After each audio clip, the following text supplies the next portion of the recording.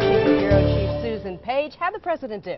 You know, he had some humor, he had some great lines. He had a very emotional close with his tribute to Corey Remsburg, the Army Ranger who was injured so grievously after 10 tours of duty in Afghanistan. So he really ended on an emotional high point. Yeah, and a very extended standing ovation for Corey Remsburg through the whole crowd. But what struck you, if you look at the substance of this speech, a much less ambitious agenda for 2014 than President Obama has had during his previous years in office. It really reflects a political reality that he got very little through Congress in 2013, and the prospects are really no better in 2014. Well, as you pointed out, he had a lousy 2013, and I was really struck by his language of America does not stand still and neither will I. He really, he delivered a threat that he wants to move forward with or without the cooperation of Congress. And he says that where he can use executive action, he will do so.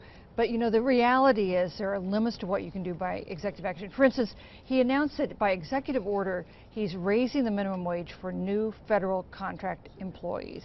Now, over some time, that will affect a few 100,000 people. Right. But the proposal to raise the minimum wage in Congress for everybody, which is stalled and going nowhere, would raise the minimum wage for millions of Americans. So he can take some steps to executive action, but it generally does not come close to what you can do by passing legislation through Congress. He seemed very relaxed and really savored the moment, because that was obviously a very popular element to bring out. Give America a raise. Let's give America a raise. Which is a great line, because who doesn't want a raise? Of course, it's pretty popular. He spoke more quickly than he sometimes does. Sometimes he can seem kind of ponderous and deliberate in these big speeches.